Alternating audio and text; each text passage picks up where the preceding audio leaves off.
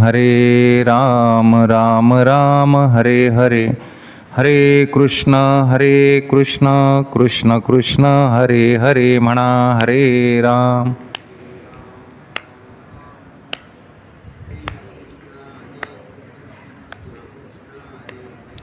हरे राम राम राम हरे हरे, हरे कृष्ण कृष्ण कृष्ण हरे हरे.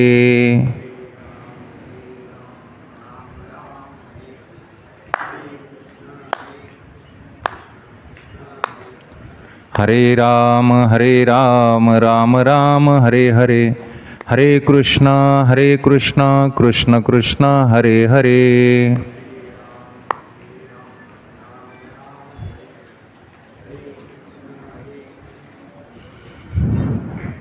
पुंडलीक वरदा हरी विठ्ठल, श्री ज्ञानदेव तुकाराम, पंढरीनाथ भगवान की जय. श्री संत एकनाथ महिपती महाराज की जय. सद्गुरु सच्चिदानंद श्रीपाद महाराज की जय. झाला प्रेतरूप शरीराचा भाव, लक्ष येला ठाव स्मशानीचा. रडती रात्रंदिवस कामक्रोध माया, म्हणती हाय हाय यमधर्म. वैराग्याच्या शेणी लागल्या शरीरा, ज्ञानाग्नी लागला ब्रह्मत्वेसी. फिरविला घट फोडिला चरणी, महावाक्य ध्वनी बोंब झाली. दिली तिलांजली कुळ नाम रूपासी, शरीर ज्याचे त्यास समर्पिले. रडती रात्रंदिवस कामक्रोध माया, म्हणती हाय हाय यमधर्म. तुका म्हणे रक्षा झाली आपोआप, उजळीला दीप गुरुकृपा. रडती रात्रंदिवस कामक्रोध माया, म्हणती हाय हाय यमधर्म. भगवंताला वंदन, आपणा सर्वांना प्रणाम. आज आपण आपल्या कदम परिवारातील परमपूज्य मातोश्री कैलासवासी गंगा भागीरथी अलका दादासाहेब कदम यांच्या प्रथम पुण्यस्मरणानिमित्त,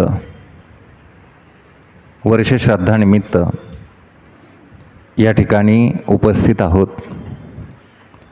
या निमित्ताने काहीतरी ज्ञानदान घडावं या उदात्त हेतूनं या परिवाराने या प्रवचनाचं आयोजन केलेलं आहे. आज आपण प्रवचनासाठी भगवान महाविष्णूंचे अवतार संत श्रेष्ठ जगद्गुरु तुकाराम महाराज यांच्या अभंग गाथेमधील एक अभंग प्रवचनासाठी घेतलेला आहे. हा जो अभंग आहे तो अतिशय प्रसिद्ध आहे. अनेकांच्या कानावर तो पडलेला आहे, अनेकांचा तो पाठ देखील आहे. त्याचं कारण असं आहे की आपल्याकडे अग्निसंस्कार करतात आणि त्या अग्निसंस्कार विधीच्या वेळी भजन करण्याची परंपरा आपल्याकडे आहे. टाळ मृदुंगाच्या गजरामध्ये अंत्यविधी आपण करत असतो आणि मग यावेळी जे भजन असतं तर त्या भजनाची जी सांगता करतात, त्या भजनाचा जो समारोप असतो तर तो या अभंगाने केला जातो. झाला प्रेतरूप शरीराचा भाव. त्याचं कारण असं आहे की या अभंगामध्ये मरणानंतर आपण जे क्रियाकर्म करतो किंवा जे विधी केले जातात तर त्या विधीचं संपूर्ण वर्णन या अभंगामध्ये आलेलं आहे. आणि म्हणून समारोपाच्या वेळी हा अभंग नेहमी म्हटला जातो आणि म्हणून अनेकांच्या तो कानावर पडलेला आहे, अनेकांच्या तो मुखपाठ आहे. असा हा प्रसिद्ध असा अभंग आहे. काय आहे की आपल्या सर्वांना हे मानवी शरीर मिळालेलं आहे. सर्व विचारांच्या अंती असा निष्कर्ष निघतो की या मानवी शरीराच्या माध्यमातून आपल्याला भगवंताची प्राप्ती करता येते, किंबहुना भगवंताची प्राप्ती करण्याकरिताच आपल्याला हे मानवी शरीर मिळालेलं आहे. देवे दिला देह भजना गोमठा, भगवंताने हा देह भगवंताच्या भजनाकरिता प्राप्तीकरिता दिलेला आहे. आणि मग हा विचार ज्याला समजतो, हा विचार ज्याला कळतो, अशी काही ज्ञानी माणसं परमार्थ करायला प्रारंभ करतात. मग परमार्थ करत असताना आपल्याला एक उंबरठा ओलांडावा लागतो. जसं आपल्याला घरामध्ये प्रवेश करायचा की उंबरठा असतो. आता अलीकडे इंजिनियर तो उंबरठा ठेवत नाहीत, कारण अनेक वेळा आपल्याला ठेचा लागतात, म्हणून आता घराला उंबरा राहिला नाही. पण दुर्दैव असं की परमार्थामध्ये सुद्धा तसंच आज झालेलं आहे की कुठला उंबरठा असतो, काय असतो, याचा विचार आम्ही करत नाही. मग याच्याकरिता प्रवचन आहे, याच्याकरिता कीर्तन आहे, याच्याकरिता कथा असतात की कोणता उंबरठा ओलांडावा लागतो. तसं जर आपण विचार केला तर या मृत्यूलोकामध्ये जेवढे लोक आहेत ते सर्वजण आपापल्या पद्धतीनं आपापल्या परीनं परमार्थ करतात. खरं तर परमार्थ करत नाही असा जीव अजून जन्माला आलेला नाही. भगवान योगेश्वर कृष्ण म्हणतात, अर्जुना देख मनुष्य जात सकळ, स्वभावताच भजनशीळ, झाले असे केवळ माझ्या ठाई, ज्ञाने विण नासले, बुद्धिभेदासी आले, तेनेच त्या कल्पले अनेकत्व. प्रत्येकजण आपापल्या परीनं परमार्थ करतो, पण भगवान म्हणतात ते ज्ञानेविण नासले. योगेश्वर भगवान म्हणतात की परमार्थ करण्याचं ज्ञान मात्र त्यांना नाही, ते ज्ञानेविण नासले. खरं तर अर्जुनाला ही काही गोष्ट लक्षामध्ये आली नाही. मग भगवंताने एक प्रश्न विचारला, अर्जुना करोनी रससोय बरवी, काणी केवी भरावी, फुले आणोनी बांधावी डोळा केवी. उत्तम अशा प्रकारचा रस करावा, तो कानामध्ये भरावा का? सुगंधित फुले आणायची, ती डोळ्यावर बांधावीत का? नाही. मग एथ रस तो मुखेची सेवावा, रस हा मुखाने सेवन केला पाहिजे. परिमळे तो घ्राणेची घ्यावा, परिमळ हा नाकानेच घेतला पाहिजे. मग भगवान पुढे म्हणतात, तैसा मी तो यजावा, यजावा म्हणजे भजावा, मीची म्हणोनी. अर्जुन म्हटलं, देवा म्हणजे तुला न जाणता आम्ही जर भजन केलं, आम्ही परमार्थ केलं, त्याचं काय होणार? भगवान म्हणाले, अर्जुना खरं सांगू, एर माते नेनोनी भजन, हे समजावून घेण्यासारखं आहे. मला न जाणता केलेलं भजन, एर माते नेनोनी भजन, ते वायाची गा आणि आण, म्हणून कर्माचे डोळे ज्ञान, निर्दोष होवाया. म्हणून परमार्थामध्ये एक उंबरठा ओलांडावा लागतो आणि तो उंबरठा म्हणजे सद्गुरू. भगवान योगेश्वर कृष्ण अर्जुनाशी संवाद करत असताना 4थ्या अध्यायामध्ये असं म्हणतात, ते ज्ञान पैगा बरवे, जरी मणी हाती आणावे, तरी संताया भजावे सर्वस्वेशी. कशा आहेत ते संत? ते ज्ञानाचा कुरुठा, ते तर सेवा हा दारवंटा. म्हणजे इकडे आपण उंबरठा म्हटलो, ज्ञानेश्वर महाराज त्याला दारवंटा म्हणतात. ते तर सेवा हा दारवंटा, तो स्वाधीन करी सुभटा ओळगोणे. मग काय करायचं? तणू म्हणू जीवे, चरणासी लागावे, अगर्वता करावे दास्य सकळ. मग परिणाम काय होणार? अपेक्षित आपुले, तेही सांगती पुसिले, जेणे अंतकरण बोधले संकल्पान ये. थोडक्यात काय तर परमार्थ करत असताना सद्गुरूरूपी उंबरठा ओलांडावा लागेल. आता गुरु गुरु गुरु, खरं म्हणजे इथे प्रत्येकजण आपला गुरुच आहे. भगवान दत्तात्रय असं म्हणतात, जो जो जयाचा घेतला गुण, तो गुरु केला मी जाण, गुरुसी आले अपारपण, जग संपूर्ण गुरु दिसे, मंत्रगुरु, तंत्रगुरु, कुलगुरु, विद्यागुरु, असद्गुरु, यातिगुरु, मातागुरु, पितागुरु, देवगुरु, जगद्गुरु, स्वप्नगुरु, प्रतिमागुरु, दीक्षागुरु. किती गुरु केले? अहो केले नाहीत, गुरगुर करण्यामध्ये आयुष्य केलं. म्हणून इथे प्रत्येकजण आपला गुरुच आहे, पण सद्गुरू भगवान योगेश्वर कृष्ण त्यांना म्हणतात की जो सत्य वस्तूची प्राप्ती करून देतो, जाणीव करून देतो, अनुभूती आणून देतो. किती वेळामध्ये? संत श्रेष्ठ जगद्गुरु तुकाराम महाराज म्हणतात, आपणा सारिखे करीती तात्काळ, नाही काळ वेळ तया लागी. आपणासारखी करीती तात्काळ, काना वचनाची या भेटी, सरिसाची पैकिरटी, वस्तू होणी उठी, कवनू एकोजो. मग असे सद्गुरू जर जीवनामध्ये आले तर काय होणार? तर संत श्रेष्ठ जगद्गुरु तुकाराम महाराज म्हणतात, माझ्या जीवनामध्ये सद्गुरू मिळाले. कधी मिळाले? अगदी अभंगामध्ये वर्णन केलेलं आहे. माघ शुद्ध दशमी, पाहुणी गुरुवार, केला अंगीकार तुका म्हणे. काय झालं? माघ महिना होता, तिथी दशमी होती आणि योगायोगाने गुरुवार आलेला होता. मग झालं काय? महाराज म्हटले, मला असं स्वप्न पडलं. काय स्वप्न पडलं? मी गंगेच्या स्नानाला निघालो. सापडविले वाटे, जाता गंगा स्नाना, मस्तकी तो जाणा ठेविला कर. गंगेच्या स्नानाला निघालो, महाराजांना स्वप्न पडलंय. आणि मग तिथे बाबाजी चैतन्य नावाचे सद्गुरू संत श्रेष्ठ जगद्गुरू तुकाराम महाराजांना भेटले. खरं म्हणजे हा अभंग जेव्हा जेव्हा माझ्या वाचनामध्ये येतो तेव्हा मला असा प्रश्न पडतो की संत श्रेष्ठ जगद्गुरू तुकाराम महाराजांनी सापडविले वाटे की बाबाजी चैतन्यांनी सापडविले वाटे? आता ज्याने त्याने याचा अर्थ करून घ्या. म्हणजे महाराजांनी गुरुचा शोध घेतला की सद्गुरूंनी महाराजांचा शोध घेतला? सापडविले वाटे, कुणाकडे लावायचं हे? तर खरं असं आहे, बाबाजी चैतन्यांनी सापडविले वाटे. आणि मग मस्तकी तो जाणा ठेविला कर. बाबाजी चैतन्य यांचा अनुग्रह संत श्रेष्ठ जगद्गुरू तुकाराम महाराजांना प्राप्त झाला. आणि प्राप्त झाल्यावर महाराज म्हणाले की परिणाम असा झाला, उजळीला दीप गुरुकृपा. सद्गुरूंची कृपा झाली आणि ज्ञानाचा दिवा उजळला. सद्गुरूंची कृपा झाल्यावर काय होतं? ज्ञानाचा दीप उजळतो. आता काय आहे की आपल्या सनातन परंपरेमध्ये दिव्याला खूप महत्त्व आहे. कुठलाही उत्सव असेल, सण असेल, मला वाटतं आपल्याकडे एक सणच दिव्यांचा आहे, दीपावली, दिवाळी.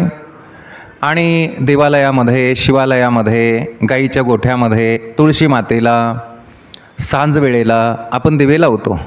आता हे दिवे लावले न लावले, पण 2 दिवे अत्यंत महत्त्वाचे. कोणते? एक म्हणजे 5वीच्या दिवशी, म्हणजे आपण जेव्हा जन्माला येतो आणि 5 दिवसाचे होतो त्यावेळी एक दिवा लावतात, बरोबर ना? अहो संत ज्ञानेश्वर महाराज म्हणतात, सटवीची या राती न विसंबिजे वाती. संत ज्ञानेश्वर महाराजांनी सुद्धा 2 शब्द त्याच्यासाठी खर्च केले हो. महाराज म्हणाले सटवीची या राती न विसंबिजे वाती. का बरं 5वीच्या दिवशी दिवा लावायचा? तर असं आहे की त्या दिवशी भगवंताची सटवी नावाची देवता आपल्या कपाळावर पुढे आपल्या जीवनामध्ये काय घडणार आहे याचा टाक टाकत असते. मग दिवा लावायचा काय संबंध? संबंध इतकाच आहे की पूर्वीच्या काळामध्ये लाईट नव्हती. मग एका दिवसामध्ये हजारो मुलं मुली जन्माला येतात. मग आता सटवी नावाची देवता प्रत्येक मुलाच्या कपाळावर टाक टाकत टाकत टाकत आपल्या घरी येण्याकरिता तिला जर उशीर झाला तर दुसऱ्या बाळाचं भविष्य आपल्या बाळाच्या कपाळावरती लिहील. असं होऊ नये, तिला बाळ व्यवस्थित दिसावं म्हणून रात्रभर त्या दिवशी दिवा लावतात. खरं म्हणजे भगवंताचं जे कार्य चालतं ना ते आपोआप चालतं. जरी सटवी नावाच्या देवतेकडे हे कार्य भगवंताने दिलेलं असलं तरी प्रत्यक्ष सटवी नावाची देवता हातामध्ये लेखणी घेऊन, हातामध्ये पेन घेऊन असं काही टाक टाकत चालत नाही. भगवंताची कामं, एक एक देवता आहे प्रत्येक कामाची. प्रकाशाची देवता कोण? सूर्य. भगवंताने एकच बल्ब लावला की नाही? सर्वांना प्रकाश. बरं, दुसरं म्हणजे काही बिल भरायचं नाही हो, काहीसुद्धा करायचं नाही, एकच बल्ब लावला आहे. आता पावसाचा विचार करा. समुद्राचं पाणी थेट आमच्या दारामध्ये. आता आम्हाला नवल वाटत नाही, तो भाग वेगळा. समुद्राचं पाणी कसं खारं, आणि पावसाच्या रूपाने आपल्याकडे येतं तेव्हा कसं असतं, गोड असतं. कुठे पाईपलाईन नाही, कुठे कामगार नाही, काही नाही. हे भगवंताची अशी ही लीला. तशी हे सगळं आपोआप चालतं देवाचं काम. तसं सटवी नावाची देवता प्रत्यक्ष येत नाही आहे. मग दिवा का लावायचा? तिचं कार्य एवढं मोठं आहे. अहो, जन्माजन्मांतरीच्या कर्माचा हिशोब करून मग त्याचा टाक टाकायचा आहे. मी म्हणतो इथे, काल भाजी काय खाल्ली, अभंगाचं विचारत नाही. अभंगाचं विचारत नाही, कारण एकच अभंग असतो, फक्त गाव बदलतं आणि विषय तोच असतो. तरी पण लोकांच्या लक्षामध्ये फारसं येत नाही माझ्या अनुभवाप्रमाणे. म्हणून आमचं चालतंय, आमचं धकतंय, म्हणून आमचे मोरे महाराज बसलेत पुढे, त्यांच्या लक्षात येत असेल. असू द्या, काही हरकत नाही. तर विषय इतकाच आहे की सटवी नावाची देवता, तिचं कार्य इतकं व्यापक आहे की एवढ्यांचं भविष्य. मग ते काम इतकं मोठं असल्यामुळे तिचं स्मरण व्हावं, तिची आठवण व्हावी, म्हणून सटवीच्या रात्री म्हणजे 5वेच्या दिवशी दिवा लावतात. बरोबर, आलं लक्षामध्ये? आता एक दुसरा दिवा जो लावतात तो मरणानंतर. आपल्याला माहिती आहे, इकडे प्राणज्योत मालवली की आपण एकंद दिवा लावतो. याचं कारण काय? तर मरणानंतर आपल्याला प्रवास करावा लागतो. हे निर्विवाद सत्य आहे.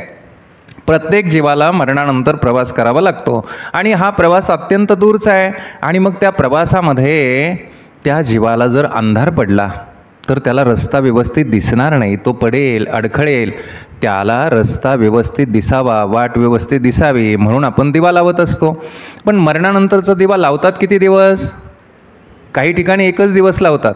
मी संपूर्ण महाराष्ट्रामध्ये बघतो, काही ठिकाणी 3 दिवस, 5 दिवस, 7 दिवस, काही 10 दिवस, आपल्याकडे 13 दिवस लावतात.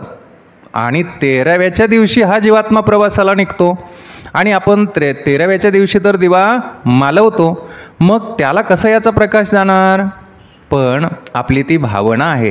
खरं तर आपण तो दिवा वर्षभर लावला असता, कारण 1 वर्षाचा प्रवास असतो. आज त्या जीवाचा प्रवास पूर्ण होतो, म्हणून वर्ष श्राद्ध आहे, म्हणून त्याचं पुण्यस्मरण आहे. आज तो प्रवास पूर्ण होतो, म्हणून आजचा दिवस त्या जीवाच्या दृष्टीने आणि परिवाराच्या दृष्टीने अत्यंत महत्त्वाचा असतो. एक प्रकारे आजच्या दिवशी शेवटची श्रद्धांजली, म्हणजे एक प्रकारे शेवटची त्यांची आठवण म्हणून हा विधी आपण या ठिकाणी करतो. हा प्रवास त्याचा पूर्णत्वाला जातो.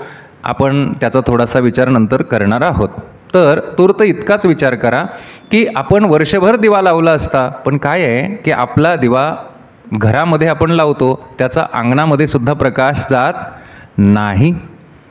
घरामध्ये जर दिवा लावला, अंगणामध्ये प्रकाश जातो का? जात नाही, कारण दिवा लहान आहे. मग इतक्या दूरवर त्याचा प्रकाश कसा जाणार? पण ऐका, आपली एक भावना आहे त्या पाठीमागे की त्याला प्रवासामध्ये कुठलीही बाधा येऊ नये, म्हणून आपण तो दिवा लावतो. सांगण्याचं तात्पर्य काय की मला वाटतं संपूर्ण आयुष्य दिवे लावण्यामध्ये जातं. चुकीचं घेऊ नका, कळलं तुम्हाला मला वाटतं. कारण बऱ्याच वेळा आपण मुलांना काय म्हणतो, अहो माहिती आहे काय, दिवे लावले. आता त्याला जर तो प्रगल्भ बुद्धीचा असेल ना, तो म्हणे लावले आणि या पुढे पण लावणार. आमच्या सासा सुनांना बऱ्याच वेळा म्हणतात, माहिती काय, दिवे लावले, बरं का. तर काय आहे की या सर्व दिवे लावण्याच्या मागे एक अर्थ त्याचा असा आहे की आपल्या जीवनामध्ये ज्ञानाचा दिवा प्रगट व्हायला हवा. आणि हा ज्ञानाचा दिवा केवळ सद्गुरूच लावू शकतात. सद्गुरूशिवाय हा ज्ञानाचा दिवा प्रगट होत नाही. संत श्रेष्ठ जगद्गुरू तुकाराम महाराज म्हणतात की माझ्या जीवनामध्ये बाबाजी चैतन्य नावाचे सद्गुरू प्राप्त झाले आणि त्यांनी ज्ञानाचा दिवा प्रगट केला. खरं तर इथे उजळला असा शब्द आहे, म्हणजे दिवा अगोदर होता पण काजळी आलेली होती. हे पहा, दिव्याला काजळी येते, मग आपण काय करतो, ती काजळी दूर करतो. काजळी आली की अंधार होतो, दिवा अंधार पडल्यासारखं होतं. आणि एकदा की ती काजळी दूर केली की लख्ख प्रकाश पडतो. एवढं काम माझ्या सद्गुरूंनी केलं. याला पुष्टी अशी आहे, भगवान योगेश्वर कृष्ण म्हणतात, मोटके गुरुमुखे उदजत दिसे. जेव्हा सद्गुरू भेटतात ना, त्यांच्या मुखातून ते आल्यासारखं वाटतं. मोटके गुरुमुखे उदजत दिसे, हृदयी स्वयंभूचे असे, प्रत्यक्ष फावू लागे तैसे अपेसया. त्याचा आपल्याला अनुभव यायला सुरुवात होते. मग काय आहे ज्ञानाचा दिवा? जी साधक मंडळी महाराजांचं कीर्तन ऐकण्याकरिता आली होती, त्यांनी विचारलं, महाराज तुमच्या जीवनामध्ये सद्गुरू तुम्हाला भेटले आणि ज्ञानाचा दिवा प्रगट झाला म्हणा, उजळला म्हणा, लावला म्हणा, म्हणजे नेमकं काय झालं? महाराज म्हणाले, काय झालं? सद्गुरूंनी काय केलं? मला माझ्या खऱ्या स्वरूपाची ओळख करून दिली. ज्ञानाचा दिवा काय आहे समजून घ्या. खऱ्या स्वरूपाची ओळख करून दिली म्हणजे महाराज म्हटले, जो देह मला मिळाला आहे ना, तर सद्गुरूंनी सांगितलं हा देह म्हणजे तू नाही, मग या देहामध्ये असणारं चैतन्य, ज्याला आपण जीव, जीवात्मा, आत्मा असं म्हणतो. थोडासा त्याच्यात पाठभेद आहे, पण सुरुवातीला समजण्याकरिता इतका विषय घ्या की ज्याला आपण जीव, जीवात्मा, आत्मा असं म्हणतो, ते जे चैतन्य आहे शरीरातलं ना, तर ते चैतन्य म्हणजे मी आहे अशी जाणीव, अशी प्रचिती, अशी माझ्या खऱ्या स्वरूपाची ओळख माझ्या सद्गुरूंनी मला करून दिली. काय आहे की हे जे शरीर आपल्याला मिळालं आहे ना, स्त्रीचं असेल पुरुषाचं असेल, तर या शरीराच्या आतमध्ये चैतन्य आहे की नाही? चैतन्य नाही समजणार. जीव आहे की नाही? जोपर्यंत जीव आहे तोपर्यंत ज्याला किंमत आहे की नाही? एकदा की जीव याच्यातून बाहेर गेला, याला काही किंमत आहे का? अहो अजिबात नाही ना, किंमत नाही. मग या शरीरातील जीव नावाची वस्तू म्हणजे आपण. म्हणजे हे जे शरीर आहे ते फक्त आपल्याला राहण्याकरिता मिळालेलं घर. आता इथे माता भगिनी आहेत, तुम्हाला एक प्रश्न विचारतो. आपल्याला 2 घरं असतात, माहेर आणि सासर. याच्यातलं तुमचं खरं घर कोणतं? सासर म्हणाला? बरं, का हरकत नाही. तरी शासनाने पण तुम्हाला आठवण करून दिली म्हणा तशी. हे पहा, आता काळ बदलत चालला आहे की नाही? काळ बदलत चालला आहे की नाही? तुम्ही सर्वांनी जर एक विचार केला की आता आम्ही खूप सासूरवास भोगला आहे, मग आमच्या लेकी, आमच्या नाती यांना काही आम्ही सासरी पाठवणार नाही, आणि मग लग्न कसे करायचे? करायचे ना लग्न. मग ज्याला लग्न करायचं ना त्याने सासरी यायचं. जमेल का नाही? म्हणजे तुमचीच इच्छा दिसत नाही काय? अहो इतके दिवस पुरुष प्रधान संस्कृती होती, आता स्त्री प्रधान झाली, तर काय हरकत आहे का? आहे की नाही? आणि लग्न करून आल्यावर पाहुणचार नाही मिरवायचा, मग भांडे पण घासायचे, धुणं पण धुवायचं, भाकरी पण थापायच्या, आणि लेकरा बाळाला पण सांभाळायचं. जमेल का नाही? अहो जमूनच घ्यावे लागतील ना, मग लग्न कशी होतील हो? अनेक वेळा आमच्याकडे लोक येतात, ते म्हणतात तुम्ही गावोगाव फिरता, एखाद्या गरीबाची मुलगी पहा. म्हटलं अरे गरीब म्हणू नको, गरीब कोणाला म्हणतोस? आता ज्याला मुली आहेत ना तो श्रीमंत आहे, महाका तिथे नाक घासायला जातो. कळलं की नाही तुम्हाला? मग गरीब कोण? असं आहे की नाही? असू द्या, काही हरकत नाही. हे तुम्हाला काही आवडलं नसेल मला वाटतं. आपल्या जणाबाई, मुक्ताबाई सासरी गेल्या का हो? गेल्या नाही. मग त्यांना जीवन होतं की नाही? होतं ना जीवन. मग असं आहे की सासर असेल तर चालेल. चाललंय की नाही? आता धकून घेण्याचं काम कंसामध्ये चाललंय की नाही? म्हणजे सासर असेल तर चालेल, नसेल तरी पण सांगा सांगा. अहो चालेल ना, असेल तर चालेल आणि नसेल तरी पण जन्म घ्यायला माहेर लागेल की नाही? मग माहेर असेल तर चालेल आणि नसेल तर अहो मग जन्म कसं काय होणार? मग खरं घर कोणतं? आता तरी एकमुखाने सांगा. जाते ग माहेर आला माझ्या मुळच्या घराला. विसरलात का नाही तुम्ही माहेरला? मग आता लक्षात ठेवा, खरं घर काय आहे? माहेर. पण तुम्ही विसरलात. तसं आहे का? हे जे शरीर आहे, तर हे शरीर म्हणजे आपलं सासर, आणि या शरीरातील जीव म्हणजे माहेर, म्हणजे आपलं खरं स्वरूप. आणि मग आपण सर्वजण आपण जीव आहोत, आणि या शरीररूपी सासरमध्ये आपण आलो आहे. तुम्हाला सासुरास आहे का?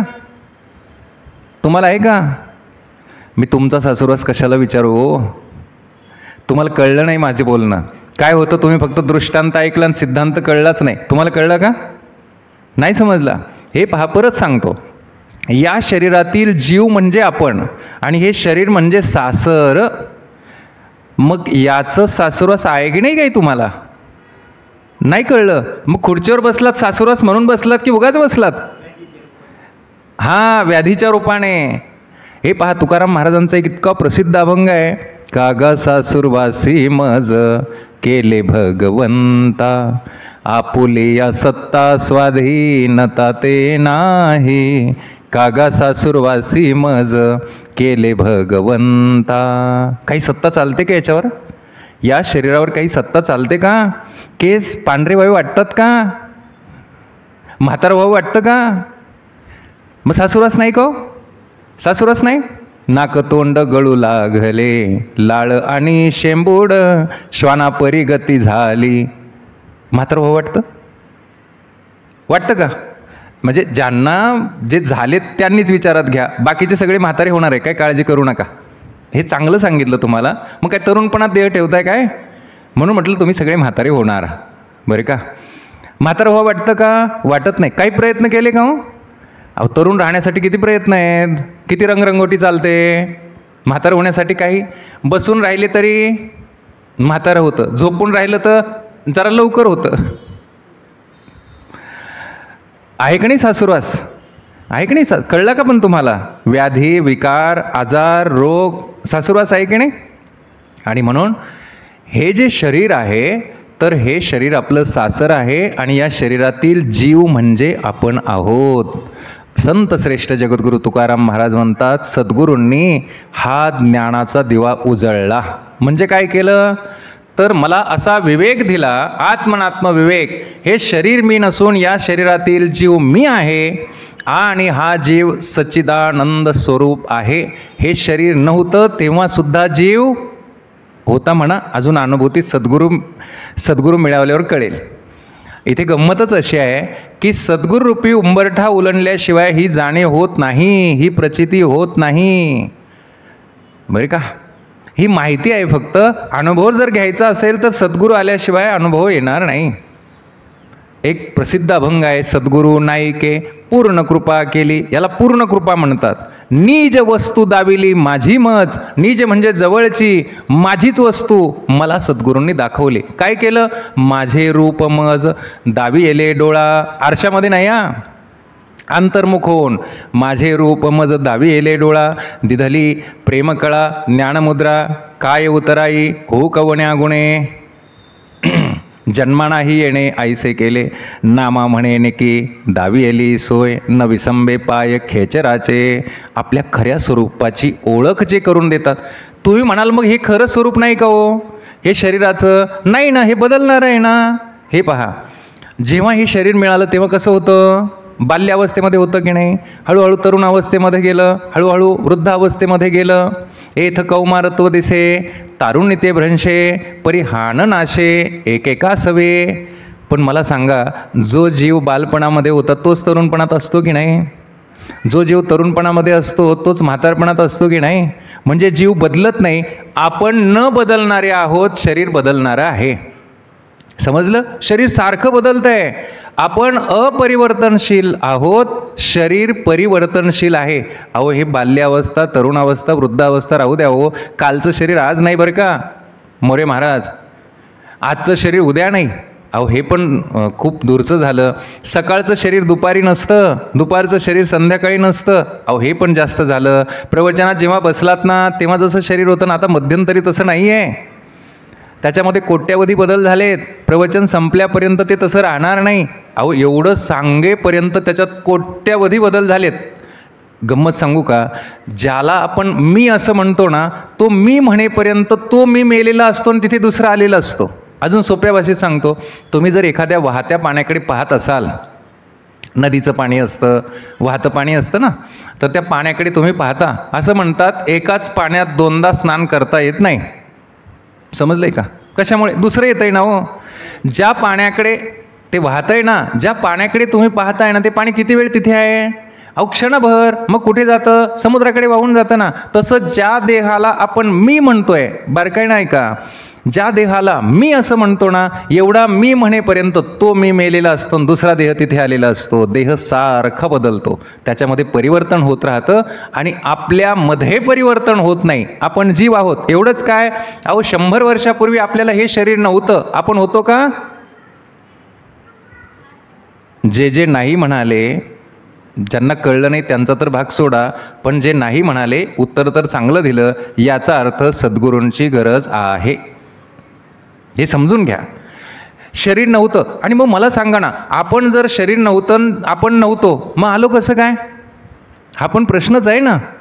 जर आपण आता बघा, प्रवचनाला आपण सर्वजण आलो, घरी होतो म्हणून आलो की नव्हतो म्हणून आलो?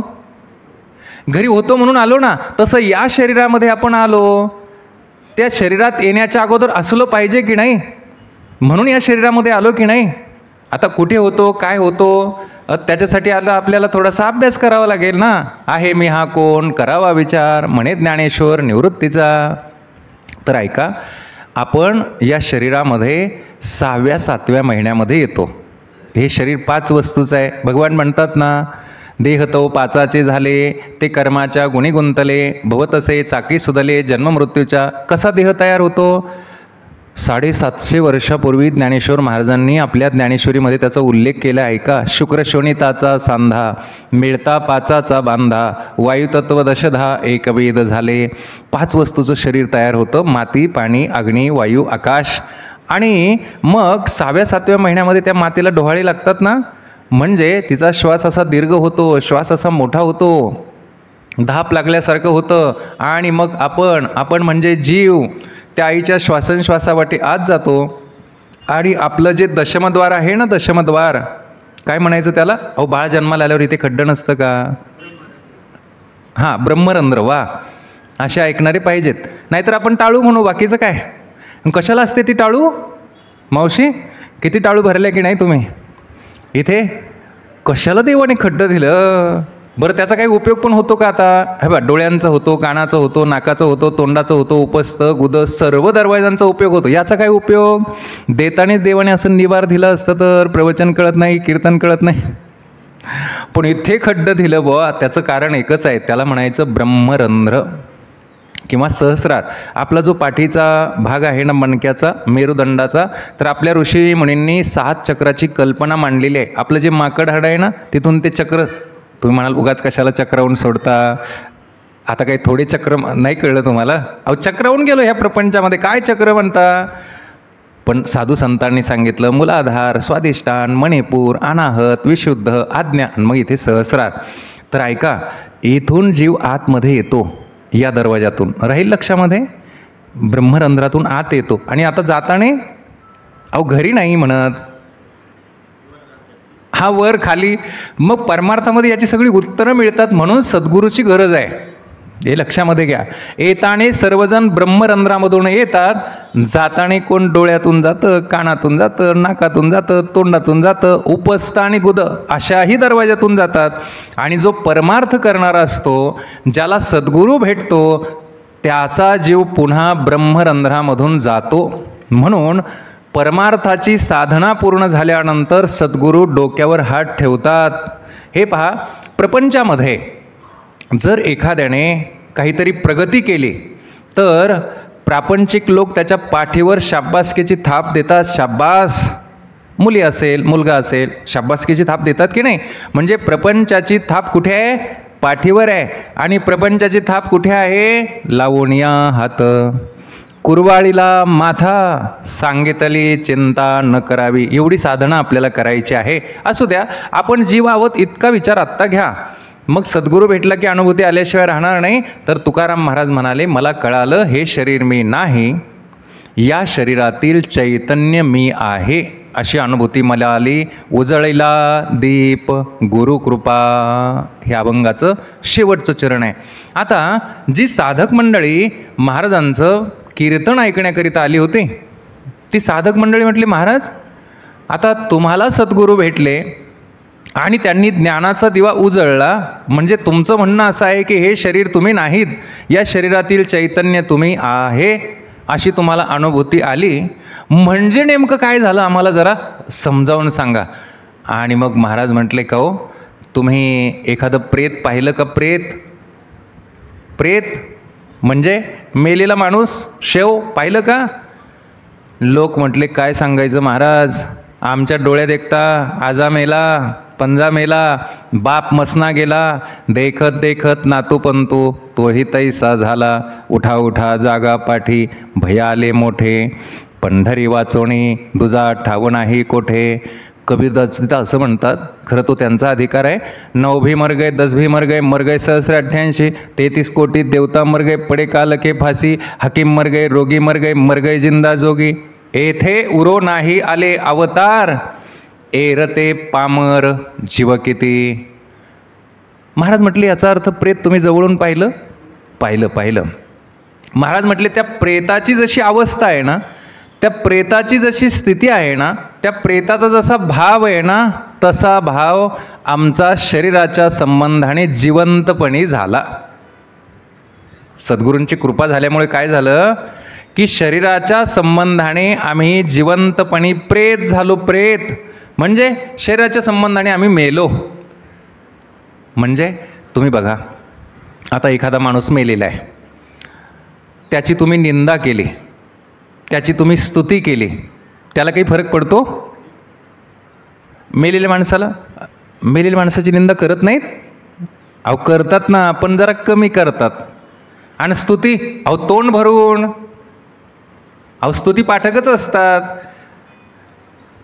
आणि ऐका ना, भगवान म्हणतात देखे शब्दाची व्याप्ती, ओव्या ज्ञानेश्वरीच्या. आता अलीकडे आपली बुद्धी अशी झाली की शिव्या बऱ्या वाटतात आणि ओव्या गोड लागत नाही आमच्या, असं होतंय आम्हाला बरं का. विषयाचा पडीपाडू, गोड परमार्थ लागे कडू. कडू विषय तू गोडू जीवासी झाला. ते काय झालंय, तुम्हाला ऐकण्याची सवय झाली, सासू सून. तुम्हाला वाटतं असंच असते काय? असं काही नसतं. आणि बऱ्याच वेळा लोकांची अपेक्षा असते की आई माझी, मायेचा सागर, अशी अपेक्षा असते ना, नाही की नाही? हंबरुणी वासराला चाटते जेव्हा गाय, तेव्हा मला तिच्या मंदी दिसती माझी माय.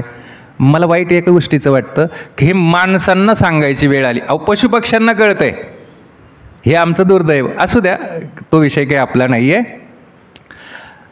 देखे शब्दाची व्याप्ती, निंदा आणि स्तुती ते तर हर्षशोक उपजती श्रवणाद्वारे. एखाद्याने जर आपली स्तुती केली, बरं वाटतं की नाही? आणि निंदा केल्यावर अवतळ पायाच्या मस्तकाला जाते की नाही? काय शब्दाची व्याप्ती, शब्दच असतात ना. देखे निंदा आणि स्तुती ते तर हर्ष म्हणजे आनंद, शोक म्हणजे दुःख, उपजती श्रवणाद्वारे. नुसता शब्द ऐकल्यामुळे आपल्या जीवनामध्ये सुखदुःख निर्माण होतं. ऐका, जिवंतपणी निंदा करतात माणसं, स्तुती अहो नाहीच्या बरोबर. काय बोललो कळलं तुम्हाला? जिवंतपणी माणसं फक्त निंदा करतात आणि स्तुती नाहीच्या बरोबर करतात. मेल्यावर स्तुती तोंड भरून, निंदा करत नाही असं नाही, पण जरा कमी करतात, एवढाच फरक आहे. असू द्या, पण मेलेल्या माणसाची निंदा करा की स्तुती करा, त्याला काही फरक पडत नाही. महाराज म्हटले हे मरणानंतर तुमच्या जीवनात घडणार आणि तुम्हाला कळणार नाही. आमचं भाग्य असं, सद्गुरू भेटल्यामुळे जिवंतपणे या शरीराच्या संबंधाने आम्ही मेलो, आणि म्हणून आमची अवस्था आज अशी आहे. कोणी निंदा, कोणी वंदा, आम्हा सोहिताचा धंदा. लक्षात घ्या, असा जर दिवस आपल्या जीवनामध्ये उगवला तर भाग्याचा दिवस समजा. हे बोलणं इतकं सोपं नाही हा. कोणी निंदा, कोणी वंदा, हे बोलणं इतकं सोपं नाही हा. त्याला सद्गुरूच लागतात. आणि मग कसं मेलो? महाराज म्हटले काय झालं, मरणाही आधी राहिलो मरोणी, मग होते मणी केले तैसे. काय आहे, ज्याला साध्य प्राप्त करायचं आहे ना, त्याला शरीराच्या संबंधाने मरावंच लागतं. तुम्हाला आधुनिक उदाहरण सांगू का? हे जे वैज्ञानिक आहेत ना, आता हे मोबाईलचे शोध लावले.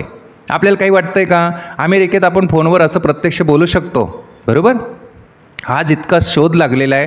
आता बघा, हे जे प्रवचन आहे ना, आज हे प्रवचन संपूर्ण महाराष्ट्रभर लाईव्ह प्रत्यक्ष हजारो लोक बघतायत. आमचे सन्मित्र, त्यांचं यूट्यूब चॅनल आहे. कनकावती आईसाहेब पुजारी हे यूट्यूब चॅनल आहे आणि अनेक थोर महात्म्यांची कीर्तन प्रवचनं त्याच्यावर चालतात. आज ही माध्यम आहे की नाही, पण आता हे माध्यम तयार करण्याकरिता जे वैज्ञानिक आहेत ना, त्यांनी ज्या हा मोबाईलचा जो शोध लावला आहे ना, त्याच्याकरिता त्यांना शरीराच्या संबंधाने मरावं लागलेलं आहे. कळतंय का तुम्हाला हे? हे पहा, छत्रपती शिवाजी महाराजांनी हिंदवी स्वराज्याची स्थापना केली जिवंत राहून का मरून? अहो जिवंत होते, पण शरीराच्या संबंधाने मेल्यामुळे हे शक्य झालंय. येतंय का? नाहीतर आम्हाला एक कविता होती, बालिश बहु बायकात बडबडला, बरेच युद्धाच्या गप्पा मारतात, जवरी तवरी जंबूक करे गर्जना, जवरी त्या पंचानना देखिले नाही. शरीराच्या संबंधानं मेल्याशिवाय साध्य प्राप्त होत नाही. तुकाराम महाराज म्हणाले, ही जीवन जगण्याची खरी कला आहे. हे तुम्हाला थोडंसं अवघड वाटत असेल. एक मिनटं, जे जरा आता ज्यांचं वय झालं आहे ना, त्यांनी जरा थोडं लक्षपूर्वक ऐका, आणि ज्यांचं झालं नाही त्यांचं पण होणार आहे, मी सांगितलं आहे, काही काळजी करू नका. हे पहा, जरा वय झालं का घरामध्ये ना जरा फेकून झोकून येतो की नाही अनुभव? हा तर म्हणा येतोच, पण सांगता येत नाही. तुम्हाला मगाशी नाही म्हटलं का की आता काळ बदलला आहे आणि मग पाहुणे इकडे येणार, नांदायला, भांडे घासणार, धुणं धुणार, भाकरी थापणार. तुम्हाला थोडंसं कसं तरी वाटलं असेल, पण आजसुद्धा शहरामध्ये हे चाललेलं आहे सगळं. फक्त 4 भिंतीच्या आत आहे, अजून दिसत नाही बाहेर. नदीवर येण्याचं कारण नाही ना ते धुणं धुवायला, अजून घरात नळ असतात म्हणून, बाकी काही नाही आहे त्याचं. ऐका, तर मी तुम्हाला असं सांगत होतो की आता वय झालं आहे ना, तर घरात थोडंसं फेकून झोकूनच वाढलं जातं, असा अनेकांना अनुभव येतो. का तसं वागतात मला माहीत नाही ते लोक, पण थोडंसं फेकून झोकून वाढतात आणि मग तळपायाच्या आग मस्तकाला जाते हो. पण जर का सद्गुरू जीवनामध्ये असेल आणि ही जीवन जगण्याची कला तुम्हाला प्राप्त झालेली असेल, कोण फेकून वाढू, कोण झोकून वाढू, मला सांगा, कुत्र्याला भाकरी कशी टाकतात? मग काय आळाय होतं का तो त्याच्या? कुत्र्याच्या पोटात काय आळाय होतात का? नाही ना. कोणी फेकून देऊ द्या, झोकून देऊ द्या, पण त्याच्याकरिता अगोदर शरीराच्या संबंधाने मरावं लागेल तेव्हा. आणि मग त्याच्यामुळे फायदा काय? तुकाराम महाराज म्हटले, मरण माजून मरून गेलं, मज केले अमर. जीव अमर आहे ना, आणि मग त्याची प्राप्ती मला करून दिली. माझे मरण पाहिले मी डोळा, तो झाला या सोहळा अनुपम्य. महाराज म्हणाले की अशा प्रकारे जिवंतपणी या शरीराच्या संबंधाने आम्ही मेलो. झाला प्रेतरूप शरीराचा भाव, लक्ष येला ठाव स्मशानेचा. ती साधक मंडळी म्हटले, महाराज ते प्रेत असतं ना, मेलेला माणूस, आपल्याकडे अग्निसंस्कार करतात, त्याच्यासाठी आम्ही त्या माणसाला म्हणजे प्रेताला स्मशानभूमीमध्ये घेऊन जातो आणि तिथे वाळलेल्या लाकडाची चिता रचलेली असते, त्याच्यावर त्याला आम्ही ठेवतो. मग आता तुमचं म्हणणं असं आहे की तुम्ही जिवंतपणी मेलात, मग तुम्ही कोणत्या मशानामध्ये गेलायत? तर महाराज म्हटले, हे जे स्मशान आहे ना, स्मशानामध्ये कोण राहतं? भगवान महादेव. मग या शरीराच्या संबंधाने प्रेतत्व निर्माण झालं म्हणजे आम्ही स्मशानामध्ये गेलो, म्हणजे शिवत्वाला प्राप्त झालो, हा त्याचा अर्थ आहे. म्हणजे काय झालं? जीवाचं शिव झालंय. म्हणजे काय झाले? तर आपल्या ज्ञानेश्वरीमध्ये 15व्या अध्यायामध्ये भगवान योगेश्वर कृष्ण म्हणतात, म्हणोनी ब्रह्मेशाणा परोते, वाढणे नाही जीवाते, मग तेथोनी वरोते ब्रह्माची असे. जीवाला ब्रह्मा इतकं किंवा शिवा इतकं मोठं होता येतं आणि ते सद्गुरू आपल्याला करतात, आणि आपण तेवढेच आहोत याची जाणीव प्रचिती आणून देतात. स्मशानी वास केला म्हणजे काय? शिवत्व प्राप्त झालं. जीव जीव राहिला नाही, मग तो शिव झालाय. तो जीवाची परी तुके महेशाशी एथ साधकाचे सिद्ध झाले. ती साधक मंडळी म्हटली, महाराज आता हे तुमचं बोलणं आम्हाला काही कळे ना. काय काय सद्गुरू भेटलेत आणि खऱ्या स्वरूपाची ओळख झाली, ज्ञानाचा दिवा उजळला आणि जिवंतपणे शरीराच्या संबंधाने तुम्ही मेलात. आता आमचं सांगतो तुम्हाला, ती साधक मंडळी म्हटली, मग आम्ही ते प्रेत जेव्हा स्मशानभूमीमध्ये नेतो ना, तर तिथे गेल्यानंतर वाळलेली लाकडाची चिता रचली, त्याच्यावर प्रेत ठेवलं आहे. मग आम्ही अग्निदेवतेला वंदन करतो, दशदिशांना देवता असतात त्यांना वंदन करतो आणि ती चिता आम्हाला पेटवायची असते. पण महाराज तिथे जी नातेवाईक जमतात, घरातली मंडळी जमतात ना, ते इतके रडत असतात, इतके रडत असतात, काय सांगायचं. आता या रडण्यातही खूप बदल आहे. तिकडे काय आपल्याला जायचं नाही, त्याच्यामध्ये बदल असतो. आता ते तुम्हाला माहिती. आणि आता काळाच्या ओघामध्ये इच्छा नसली तरी रडावं लागतं, तो भाग वेगळा. मोले घातले रडाया, तुम्हाला माहिती का नाही. काही ठिकाणी मोले म्हणजे रोजाने रडायला माणसं लावावी लागतात. असं आपल्याला म्हणता येईल बरं का. वाईट वाटून देऊ नका. सासूसाठी रडे सुन, महाराजांचे शब्द आहेत. भाव अंतरीचे भिन्न, असू द्या, तो अधिकार पण आपला नाही सांगण्याचा. पण लोक एवढंच म्हटले, ती साधक मंडळी, महाराज तेवढे इतके लोक रडत असतात. आता तुमचं म्हणणं आहे की तुम्ही जिवंतपणी मेलात, असं तुमचं म्हणणं आहे. तुमच्यासाठी कोण रडतं सांगा. महाराज म्हटले तुम्हाला यादीच देतो. रडती रात्रंदिवस काम क्रोध माया, म्हणती हाय हाय यमधर्म. कोण रडतंय. काम रडतो, क्रोध रडतो, आणि आज आपल्या अभंगापुरता माया या शब्दाचा अर्थ लोभ असा आपल्याला घ्यायचा आहे. कोण आहेत ही माणसं आहेत का. काम क्रोध लोभ कोण आहे. होय कोण आहेत हे. कोण आहेत आई हे. काम क्रोध लोभ कोण आहेत.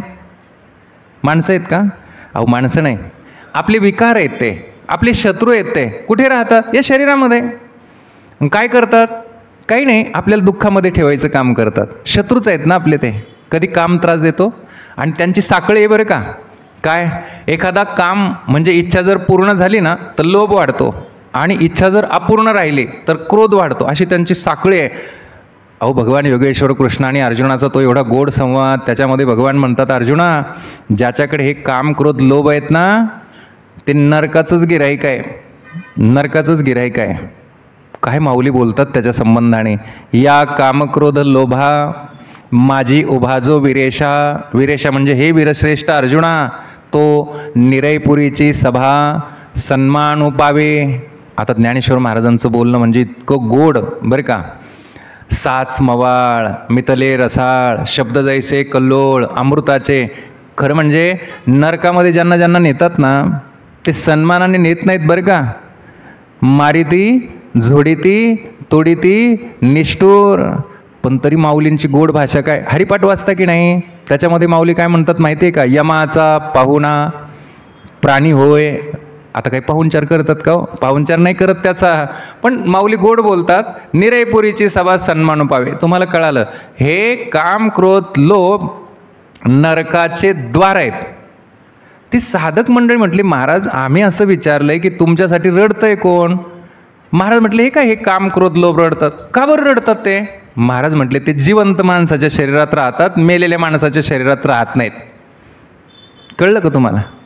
आम्ही जिवंतपणी मेलोय ना, मग ते काम क्रोध लोभ आम्हाला सोडून गेले. काम क्रोध बंदी खाणी तुका म्हणे धिले दोन्ही, इंद्रियाचे धणी आम्ही झालो गोसावी, आम्ही झालो गोसावी. काम क्रोध बंदी खाणी तुका म्हणे धिले दोन्ही, काम क्रोध लोभ निमाले ठाईची, अवघी आनंदाची सृष्टी झाली. अहो ती रडतात का.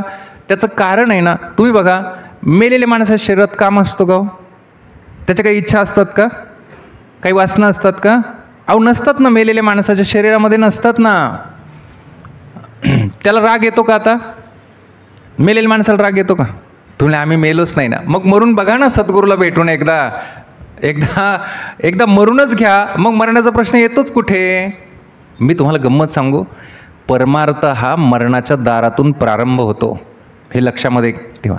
आपल्याकडे शांतीब्रह्म एकनाथ महाराज आहेत ना, त्यांनी श्रीमद भागवत महापुराण त्यातला एकादश म्हणजे 11वा स्कंद त्याच्यावर टीका केली. म्हणजे त्याच्यावर भावार्थ एकनाथी भागवत असं आपण म्हणतो. आणि मग शेवटी एक चिरंजीवपद लिहिलंय. चिरंजीवपद म्हणजे भगवंताची प्राप्ती ज्याला करायची आहे ना, शाश्वत चिरंजीव म्हणजे शाश्वत, सत्य, ध्रुव, अढळ अशी जर प्राप्ती करायची असेल ना तर काय करावं लागेल? महाराज म्हटले चिरंजीव पद पावयासी आन उपाय नाही साधकासी किंचित बोलो कळावया साधका. येथे मुख्य पाहिजे अनुताप, त्या अनुतापाचे कैसे रूप? नित्य मृत्यू लागला समीप, न माणिजे अल्प देहसुख. ही खरी परमार्थाची साधना इथून सुरुवात होते. अरे मला जायचंच नाही हा, कुठे जायचं आहे नेमकं? इथून सुरुवात होते. नित्य मृत्यू लागला समीप, न माणिजे अल्प देहसुख. ऐका, मेलेल्या माणसाला काम क्रोध नसतो, त्याच्या शरीरामध्ये राहत नाहीत. मग महाराज म्हटले त्यांना राहायला जागाच राहिली नाही म्हणून ते रडतात. आणि जर का परमार्थ चाललाय, काम क्रोध लोभ आहे, समजावून घ्यायचं का सांगितलंच पाहिजे? समजले का नाही? समजलंय ना? परमार्थ करणाऱ्याच्या शरीराला काम क्रोध लोभ सोडून जातात का? तर तो शरीराच्या संबंधाने उदास झालेला असतो. बघतायसे जाणा जे देही उदास, गेले आशापाश निवारोणी, तुका म्हणे भावे देहासी उदास, रखुमा देवीवर जोडावया. बरं ठीक आहे बाबा, ते काम क्रोध लोभ रडतात का? तर आम्ही जिवंतपणे शरीराच्या संबंधाने मेलो. तो यमधर्म का हाय हाय करतो? हे हाय हाय कळालं का तुम्हाला? नाही, ते मोबाईलचं म्हणत नाही हो. नाही, मोबाईलचं असतं. मोबाईलचं इकडून हाय तिकडून हाय, हाय हाय झाल्याशिवाय राहणार नाही. नाही कळलं तुम्हाला? नाही, हाय हॅलो नाही हो, हाय हाय. इकडून पण हाय, हां तिकडून पण हाय, आणि मग हाय हाय. समजलं की नाही? ते तसलं हाय हाय नाही चाललं. मग तो छाती पडू राहिला यमधर्म. कशामुळे? महाराज म्हटले काय झालं, हा जो यमधर्माचा जो धंदा चालतो, हे पहा, तुम्हाला जर कुठलाही व्यापार करायचा असेल, व्यवसाय करायचा असेल, धंदा करायचा असेल तर भांडवल लागतं. लागतंय की नाही? नाही, आता आमचं बरं आहे. नाही समजलं तुम्हाला? आमचं बरं आहे, आम्हाला भांडवल आयतं आहे. जर का अभंग आम्हाला लिहिण्याची वेळ, सांगण्याची वेळ आली असती तर आमच्या अभंगाचे भाव कोट्यवधी असते कदाचित. नाही माहिती काय, त्याच्या संबंधाने फार बोलणं उचित ठरणार नाही. पण आमचं भांडवल आयतं आहे एवढं तरी बरं आहे. हे भांडवल आमचं आयतं आहे ना. हां काय म्हटलं रे? हां, हे भांडवल आमचं, आम्हाला कुठलं भांडवल लागत नाही, आयतं आहे सगळं. बरं का? तर ऐका, विषय असा चाललाय की कुठलाही धंदा करायचा असेल तर भांडवल लागतं, बरोबर? काही व्यापार करा, काही धंदा करा. यमधर्माचा जो धंदा चालतो, ऐका, यमधर्माचा जो धंदा चालतो त्याचं भांडवल, कुणाचं? यमधर्माचं. काय भांडवल? काम, क्रोध, लोभ हे विकार त्याने पाठवलेत आपल्याकडे. ज्याच्याकडे हे विकार आहेत ना त्यालाच यमधर्माला नेता येतं, दुसऱ्याला नेता येत नाही. त्याचं ते भांडवल आहे. आणि मग त्याच्या भांडवलामुळे तो त्याचा प्रचार प्रसार करत राहतो, आहे की नाही? हे काम, क्रोध, लोभ विकार जे आहेत ना आपले, ते यमधर्माचं भांडवल आहे. आणि मग त्याच्यावर त्याचा धंदा अवलंबलेला आहे. पण काय झालं, महाराज म्हटले त्याच्यावर हाय हाय करायची वेळ आली. कशामुळे? काय झालं, सद्गुरूंनी आम्हाला अशी जीवन जगण्याची कला शिकवली की आम्ही जिवंतपणे शरीराच्या संबंधाने मेलो. आणि मग ते काम, क्रोध, लोभ आम्हाला सोडून गेले. आणि मग ते सोडून गेल्यामुळे आता त्याचा धंदा बंद पडला. कुणाचा? यमधर्माचा. अहो, ज्ञानेश्वरीमध्ये इतका सुंदर विषय येतो. यम म्हणे कवणा ते यमावे, दम म्हणे कवणा ते दमावे, तीर्थे म्हणती काय खावे, पाप औषधासी नाही. अहो, पाप औषधाला शिल्लक राहिलं नाही. यमदमा अवकळा आणली, तीर्थे ठायावरून उठविली, यमलोकेची खुंटली राहटी आगवी. काय त्या सुंदर ओळ सगळं पाहून घ्या. म्हणून तो हाय हाय करतो का? त्याचा धंदा बसला म्हणून. महाराज म्हटले बरं बाबा, कळलं. आता आम्ही काय करतो, घरून ना ती चिता पेटवण्यासाठी ना शेणाच्या गवऱ्याचा अग्नी आणलेला असतो. ते शिकाळी धरून आणतो ना आपण, शिकाळी धरून. आता महाराज तुम्ही सद्गुरूंची कृपा झाली, जिवंतपणे शरीराच्या संबंधानं मेलात, मग आता तुम्ही कोणत्या गवऱ्या वापरल्या, तुम्ही कोणता अग्नी वापरला? महाराज म्हटले आम्ही वैराग्याच्या शेणी लागल्या शरीरा, ज्ञानाग्नी लागला ब्रह्मत्वेसी. आम्ही काय केलं? तुम्ही शेणाच्या गौऱ्या वापरल्या ना चिता पेटवण्याकरिता, आम्ही काय केलं? वैराग्याच्या गौऱ्या वापरल्या. आता बऱ्याच वेळा वैराग्य म्हटलं की लोकांना असं वाटतं की आपलं काही काम दिसत नाही. पण काही हरकत नाही, भगवान योगेश्वर कृष्णांनी इतका सोपा उपाय सांगितला ना या वैराग्याच्या संबंधाने. फक्त लक्षपूर्वक ऐकलं, अवधान देऊन जर ऐकलं ना तर तुमच्या लगेच लक्षात येईल, कदाचित वैराग्य पण येईल. काय वैराग्य? ऐका भगवान काय म्हणतात. तैसे संसारा या समजता जाणीजे जे अनित्यता ते वैराग्य दवडिता पाठीला घे. हा समस्त जो संसार आहे ना तो अनित्य आहे, नित्य नाही आहे. हा जो संसार आहे समजता संपूर्ण, असं जर का कळालं तर वैराग्याला माझ्याकडे ये म्हणावं लागणार नाही. मग ते वैराग्य दवडिता, तू येऊ नको असं जरी म्हटलं तर ते वैराग्य मागे मागे येईल. लक्षामध्ये घ्या, ते वैराग्य दवडिता, फक्त निर्णय व्हायला पाहिजे. फलकट तो संसार, येथे सार भगवंत, हा निर्णय व्हायला पाहिजे. वैराग्य यायला काय झालं? सगळ्यांना येऊ शकतं. अहो ह्या संसाराला ना गंमत ऐका ना, यया फलना चुंबिता फलना तुरंबिता, जे काही पंडूस होता तो रखूची. हा कोणत्या गौऱ्या वापरल्या? वैराग्याच्या. अहो अग्नी कोणता वापरला महाराज? महाराज म्हटले अग्नी वापरला ज्ञानाचा. कोणता अग्नी? ज्ञानाग्नी. दग्ध कर्माणी, ज्ञानाग्नीची मुखे जाळिली कर्म अशेखे, तो परब्रह्मची मनुष्य वेखे ओळख तू. तुका म्हणे आम्ही झालो अग्निरूप, लागोने दे पाप पुण्यांगात, ज्ञानाग्नी लागला ब्रह्मत्वेसी चिता पेटवली. आता चिता पेटवल्यावर एक यजमान मातीची घागर पाण्याने भरतो, त्या चितेला प्रदक्षिणा करतो आणि प्रदक्षिणा करताना 3 छिद्र पाडतात आणि ती घागर अशी खांद्यावर मागे टाकतात आणि तिचे असे छोटे छोटे तुकडे करतात. मग तुम्ही कोणती घागर फिरवली, कोणते छिद्र पाडले आणि कोणती बोंब मारली? महाराज म्हणाले ऐका, तुम्ही मातीची घागर फिरवली, आम्हाला जे शरीर मिळालंय ना, मी सांगून गेलो देह तो 5 झाले. कशापासून तयार झालं? माती, पाणी, अग्नी, वायू, आकाश. आम्ही हा शरीररूपी घट फिरवला. म्हणजे काय केलं? परमार्थाकडे लक्ष केंद्रित केलं आणि प्रपंचाकडे जरा कानगाडं केलं.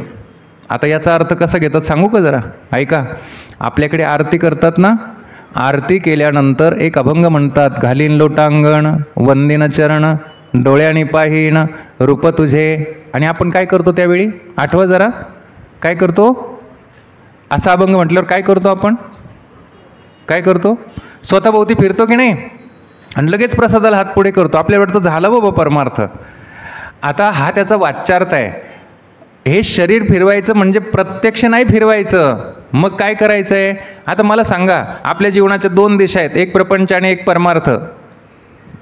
आणि दोन्ही काही साध्य होत नाही हा, एवढं लक्षामध्ये ठेवा बरं का. प्रपंच परमार्थ संपादिन दोन्ही थड्यावर हात ठेवल्यावर जमत नाही खेळ. आता ते तुम्हाला सांगितलंय काय? प्रपंच करावा नेटका, ते आपल्याला आता चॉकलेट दिलेलं आहे, लक्षामध्ये येत नाही आपल्या. ते आसोनी संसारी असं बाबा, संसारामध्ये जेव्हा वेगळं करी, कामामध्ये काम, काही म्हणा राम राम. ते आपल्याला काय केले? लहान बाळाला नाही का चॉकलेट देऊन देऊन ते आता सुकडी राहिली नाही म्हणून ते भात वगैरे देऊन शाळेमध्ये नाही का पाठवलं जातं ना. त्याच्यासाठी थोडंच पाठवायचं आहे का? त्याला शिक्षण घ्यायचं आहे म्हणून हे कामामध्ये काम. हे पहा, दोन्ही शक्य होत नसतं. 2 दिशा आहेत, प्रपंच आणि परमार्थ. कोणत्या तरी एका दिशेनं प्रवास होतो ती पूर्णत्वाला जाण्याची शक्यता आहे. प्रपंच शक्यच नाही, पण बोलण्याची ती पद्धत आहे. तर ऐका, आता जर मी तुम्हाला विचारलं आपलं तोंड परमार्थाकडे आहे का प्रपंचाकडे? तोंड म्हणण्याऐवजी लक्ष म्हणा. कशाकडे आहे सांगा बरं? सांगणाराचं, अरे बापरे, म्हणजे सांगणाराचं पण प्रपंचाकडे. वा वा. म्हणून तर तुम्ही ऐकत नाही, तुमच्यावर परिणाम होत नाही ना. तुम्हाला वाटतं यांचा पण हा धंदा आहे. तुम्ही बरेच लोक आम्हाला विचारतात ना, महाराज आज कुठे धंदा आहे? म्हटलं वा, हरिनामाचा म्हणतो, हरिनामाचा. तुकाराम महाराज म्हणतात, दीन रजनी हाची धंदा गोविंदाचे पवाडे. हा नाही बरं का, ते आता इथपर्यंत आणून ठेवलंय तुम्ही. आता आम्ही काय करणार त्याला? हा धंदा नाही. देतो मोलाविन सर्व वस्तू, एका जनार्दनी मांडिले दुकान. देतो मोलाविन सर्व वस्तू. आज बी जिथे मोलाविन मिळतं ना तिथे खरं आहे म्हणून चला, बरं का. मूल असेल तर समजायचं काहीतरी घोटाळा झाला आहे. ऐका, विषय आपला काय चालला आहे की महाराज म्हणाले आम्ही काय केलं, घट फिरवला, शरीर फिरवलं म्हणजे काय, प्रत्यक्ष काही फिरवलं नाही. मग अहो त्या प्रपंचाकडे जरा दुर्लक्ष केलं, संसाराच्या नावे घालून या शून्य, वाढता हा पुण्य धर्म केला, जाळून संसार बैसलो अंगणी, ऐक नाही अभंग, त्याच्याकडे दुर्लक्ष केलं आणि परमार्थ साध्य केला, याला म्हणतात घागर फिरवणं. महाराज छिद्र कोणती पाडली?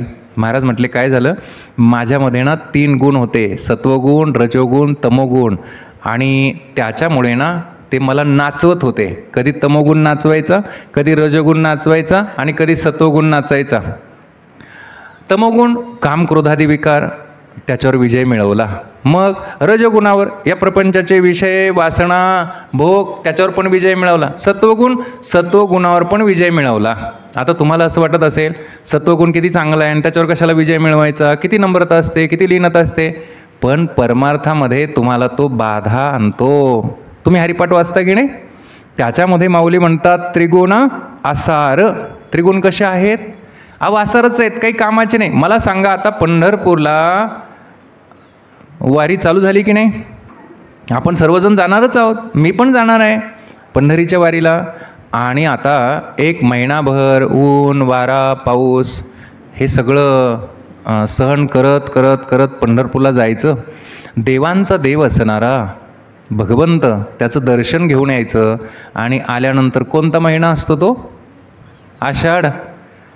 आणि मग आषाढात घरी आल्यावर कंदोरी करायची का? अहो करतात लोक, हे दुर्दैव. काय त्या पंढरपूरला जाण्याचा अर्थ समजले का नाही? आता देवांच्या देवाला भेटून आल्यावर इकडे कंदोरी कोणत्या देवाची मग?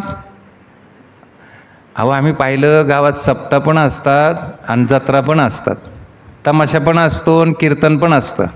असू द्या, काय हरकत नाही, एक कोणतं तरी होईल बाबा, का नाही? मग कंदोरी कशाला आल्यावर? पण हा सत्वगुण नाचवतो. नको. हेंदरी शेंदरी दैवते कोण पूजी भूते केते, आपल्या पोटाची रडते मागतीस येते. अहो हा सत्वगुण पण त्रासच देतो. ऐका, आणि म्हणून महाराज म्हटले आम्ही काय केलं, त्या 3ही गुणांचा त्याग केला. हे कशाला सांगितलं? म्हटले तुम्ही नाही का त्या घागरीला छिद्र पाडले, मग आम्ही काय केलं, जिवंतपणी हे जे शरीररूपी घागर होती ना, याच्यातून तमोगुण, रजोगुण आणि सत्वगुण हे 3 छिद्र पाडले. आणि म्हणून आम्हाला भगवंताची भेट झाली. फिरविला घट फोडिला चरणी, महावाक्य ध्वनी बोंब झाली. आता हे महावाक्य म्हणजे काय? काही अवांतर वाक्य असतात, काही महावाक्य असतात. तर आपल्या वेदामध्ये 4 महावाक्य आलेले आहेत. अहम ब्रह्मास्मी, प्रज्ञानम ब्रह्म, तत्वमशी, आयमात्मा ब्रह्म. म्हणजे तो भगवंत मी आहे, याची आम्ही बोंब मारली. ती साधक मंडळी म्हटले महाराज आता शेवटी दशक्रिया विधीच्या दिवशी आम्ही काय करतो, पिंडदान करतो. आणि त्याच्यामुळे काय होतं, पुढच्या प्रवासासाठी देह प्राप्त होतो. आणि पिंडदान केलं की आम्ही तीळ वाहतो. आता हे तीळ वाहणं म्हणजे काय? बऱ्याच जणांना माहीत नसतं. ते म्हटले व्हायचे म्हणून व्हायचे असतात, बरं का. तीळ वाहणं, आता अनेक लोक असं सांगतात की तीळ व्हायचे म्हणजे तीळ तीळ पुण्य अर्पण करायचं. ऐकले का तुम्ही? ऐकले का? तीळ तीळ पुण्य अर्पण करायचं. पण ऐका, आपल्यापेक्षा वयानं मोठा असेल, नात्यानं मोठा असेल तरच आपण तीळ वाहतो की नाही? वयानं जर लहान असेल, नात्यानं लहान असेल, आपण तीळ वाहतो का? मग मोठ्याला पुण्य चालतं, लहाण्याला पुण्य चालत नाही का? वयानं मोठा आहे, उलट लहाण्याला आयुष्य कमी पडलं त्याला जास्त पुण्याची गरज आहे. मुळामध्ये पुण्य म्हणजे काय ते दुसऱ्याला देता येतं का? नाहीतर काही श्रीमंत माणसांनी संपूर्ण गावाला आमंत्रण दिलं असतं, तुम्हाला 1000 रुपये देतो या तीळ व्हायला, पुण्य अर्पण करायला. असं पुण्य अर्पण करता येतं का? असू द्या. तर प्रश्न असा आहे की तिलांजली वाहणं, तीळ वाहणं म्हणजे पुण्य अर्पण करणं नाही. मग आता त्या जीवाला देह प्राप्त झाला. पिंडदानामुळे काय होतं, त्या जीवाला एक देह प्राप्त होतो पुढच्या प्रवासासाठी. मग त्याला देह प्राप्त झाला आणि कावळा शिवला की आपल्याला खून पटते, संकेत होतो काय की त्याला पुढच्या प्रवासासाठी देह प्राप्त झाला. मग आपण तीळ व्हायचे म्हणजे काय करायचं, त्या जीवाचा आणि आपला संबंध तोडायचा. आता तुझ्या कर्मधर्माप्रमाणे तुझा प्रवास, म्हणजे तुझं कर्म तुझ्याबरोबर, आमचं कर्म आमच्याबरोबर, म्हणून त्याचा संबंध तोडायचा, याला म्हणायचं तीळ वाहणं. राहील लक्षामध्ये. मग लहानाचे का नाही वाहत? अहो त्याचं मरणाचं वय नव्हतं ना. आपल्या त्याच्याकडे अपेक्षा आहेत, इच्छा आहेत, कामना आहेत. त्याचं काही हे मरण्याचं वय होतं का? म्हणून आपण त्याचा संबंध तोडायला तयार होत नाही. म्हणून लहानाचे तीळ वाहत नाही. म्हणजे वाहिले तर हरकत नाही, पण आम्ही तुकडोजी महाराजांसारखे प्रगल्भ ज्ञानी झाले तर, महाराज म्हटले किती मेले कोट्या कोटी, काय रडू एकासाठी, असं झालं तर तीळ वाहिले तर हरकत नाही. महाराज म्हटले तुम्ही मरणानंतर तीळ वाहणार, त्याचा संबंध तोडणार. आम्ही जिवंतपणी याचा संबंध तोडला. दिली तिला अंजली, कुळ नाम रूपासी, शरीर ज्याचे त्यास समर्पिले. तुका म्हणे रक्षा झाली आपोआप, उजळीला दीप गुरुकृपा. रडती रात्रंदिवस कामक्रोध माया, म्हणती हाय हाय यमधर्म, यथामती यथावकाश. आपल्या क्रमप्राप्त वेळेमध्ये अभंगाचा भावार्थ सांगण्याचा अल्पसा प्रयत्न मी या ठिकाणी केला. मी आपल्याला असं म्हणालो होतो की आजचा जो वर्षश्राद्धाचा विधी आहे तर तो का केला जातो याच्यासाठी एक 4-5 मिनटं फक्त मी तुमची आता घेणार आहे. तर अशा प्रकारे पिंडदान केल्यानंतर 13व्याच्या दिवशी प्रवासाला प्रारंभ होतो. 5 मिनटं असल्यामुळे एकदम लक्षपूर्वक ऐका. आता या प्रवासामध्ये 3 वाटा आहेत. एक वाट वैकुंठाची, एक कैलासाची आणि एक भगवंताच्या संयमिनी नावाच्या नगरीची. त्या संयमिनी नावाच्या नगरीमध्ये गेल्यानंतर 2 रस्ते आहेत. एक स्वर्गाकडे जातो, एक नरकाकडे जातो. आता कोणता जीवात्मा कोणत्या रस्त्यानं जातो? जो भगवान विष्णूंचा भक्त आहे, गळ्यामध्ये पवित्र तुळशीची माळ आहे, त्याला नेण्यासाठी येतात ते विष्णुदूत. आणि मग त्या विष्णुदूताबरोबर हा हरिभक्त मोठ्या आनंदाने 1 वर्षाचा प्रवास करून आज बरोबर 12 वाजता वैकुंठ लोकामध्ये येतो. तुका म्हणे गाजे वैकुंठी सोहळा, याही भूमंडळा माझी कीर्ती. आणि मग त्या हरिभक्ताला भगवंतासारखा दिव्य देह देतात आणि तो अनंत काळापर्यंत भगवंतासोबत वैकुंठ धामामध्ये राहतो.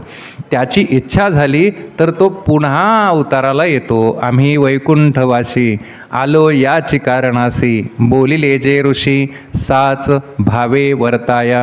आता जो शिवभक्त आहे, गळ्यामध्ये रुद्राक्षाची माळ आहे, त्याला नेण्यासाठी 13व्याच्या दिवशी कैलासावरून, कैलास पर्वत नाही हा, कैलास, जसं भूवैकुंठ पंढरी, आता आपण जे भूवैकुंठ पंढरीला चाललोय ना, आणि वैकुंठ असं तसं हे कैलास आणि भगवान महादेवांचं कैलास. तिथून शिवदूत येतात आणि मग तो शिवभक्त त्या शिवदूताबरोबर 1 वर्षाचा प्रवास करून मोठ्या आनंदाने कैलासामध्ये जातो. करिता ती सोहळा. कैलासी महादेव सगळे अभंग नंतर छानपैकी पाहून घ्या. त्यालासुद्धा दिव्य देह देतात. अनंत काळापर्यंत तो तिथे राहतो. आता राहिलं कोण? ज्याच्या गळ्यामध्ये रुद्राक्षाची माळ नाही, तुळशीची माळ नाही, अशा सर्वांना नेण्यासाठी येतात ते यमदूत. मग आता गळ्यात तुळशीची माळ घालायची की नाही, गळ्यामध्ये रुद्राक्षाची माळ घालायची की नाही, हे कोण करणार?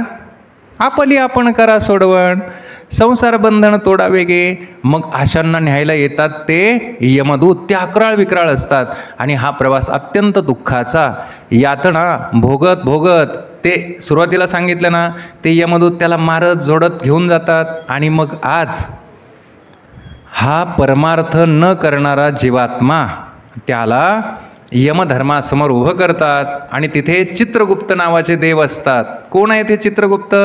आपलं चित्र काढतात पण गुप्त रूपाने. कधी काढतात? 24 तास. आत्ता सुद्धा चाललाय कॅमेरा. कोण प्रवचन ऐकतंय, कोण ऐकत नाही? नाही, नुसतं बसून ऐकतात असं म्हणण्याचं काही कारण नाही. आतून काय चाललंय हे सुद्धा त्या कॅमेऱ्यामध्ये येतं. आता आमचा हा जो कॅमेरा आहे ना कार्तिक भाऊंचा, तर ते फक्त बाहेरचं चित्र निघतंय त्याच्यामध्ये, आतमध्ये काही खलबतं चालली ती काही याच्यामध्ये येत नाहीत बरं का. पण चित्रगुप्ताचा कॅमेरा इतका प्रगत ना, बाहेर काय चाललंय ते पण स्पष्ट येतं, आतमध्ये काय खलबतं आहेत ना. मी तुम्हाला एक गंमत सांगू. मला भगवंताचे जे अनंत उपकार आहेत ना, त्यातला हा उपकार मला खूप आवडतो. तुम्हाला पण आवडेल. मी मगाशी सांगितलं ना, देवाने एकच बल्ब लावला. उपकारच आहेत का नाही? किती उपकार सांगू भगवंताचे. पण मला एक उपकार फार आवडतो. काय? माझ्या मनात काय चाललंय तुम्हाला कळत नाही. अहो तुमच्या मनात काय चाललं ते मला बी कळत नाही. आता काही लोक मनकवडे असतात, त्यांचा विषय सोडा, पण खरं कळत नाही. लक्षामध्ये घ्या, जर माझ्या मनात काय चाललं अशी कपाळावर पट्टी येत असती इथे. ते आमच्या आता कनकावती आईसाहेब पुजारी हे जे यूट्यूब चॅनल आहे ना, तर ते कार्तिक भाऊ खाली अशी पट्टी असते नाही का, कुणाचं कीर्तन आहे, कुणाचं प्रवचन आहे, कुणाचं वर्षश्राद्ध आहे, पट्टी येते अशी खाली. तर तसं माझ्या आतमध्ये काय चाललं इथे जर अशी पट्टी येत असते, प्रवचन ऐकलं असतं तुम्ही नाही म्हणता. अहो तसंच काय बोलावं भाऊ आता. अहो भक्ती करत असताना भगवान म्हणाले ते आत बाहेरी आघवे मीच करुणी घालावे, मग सर्व काळी स्वभावे मीच आहे. अर्जुना ऐसे झालिया मग नमरी जे देह गेलिया, मग संग्राम केली आहे भय काय तुझ. तू मनबुद्धी साचेसी जरी माझ्या स्वरूपी अर्पेसी, तरी तू मातेची गा पावसी हे माझी भाक. आणि तुमच्याही मनात काय चाललंय मला जर दिसत असतं तर आमच्या महाराज लोकांनी 2-2 वाजेपर्यंत कार्यक्रम केले नसते. तुम्हाला माहीत नाही, माझा नियम आहे काय, 12च्या पुढे अजिबात नाही, त्याच्या आतच 5 मिनटं नाही 10 मिनटं राहिलेत बघून घ्या, त्याच्या आतच काही नाही. किती ब्रह्मज्ञान 12च्या पुढे सांगायचं नाही, म्हणजे ते आलंही पाहिजे म्हणा सांगता. पण आमचे काही काही महाराज ना, त्यांच्याकडे भांडवल इतकं असतं ना की 2 पण वाजतात, 3 पण वाजतात, तरी प्रवचन चाललेच आहेत, तरी कीर्तनं चाललीच आहेत आणि परिणाम मात्र 0. असं पण पाहायला सापडतं बरं का. असू द्या, काय हरकत नाही. तर अजून एक गंमत सांगतो. नवरा बायको, काल आता वटसावित्रा पौर्णिमा, वटसावित्रीची पौर्णिमा होती ना काल. काय सांगावं, आमच्या बायका पतीला म्हणतात पती परमेश्वर आहे, पती परमेश्वर आहे, आणि आतून ना मनातून इतकी अशी बोटं मोडतात ना, आईबापासाठी राहते, आईबापासाठी, नाहीतर तुझ्यासोबत राहण्याची परिस्थिती आहेत का बाबा. ऐका ना, इकडे नवरे काही साधारण नसतात बरं का. ते पण म्हणतात तू माझी अर्धांगिणी आहे, तुझ्याशिवाय पान हलत नाही, आणि मनातल्या मनात म्हणतात काय अवदसा मिळाली, भोगायची पाळी आली आता. काय गंमत आहे की नाही.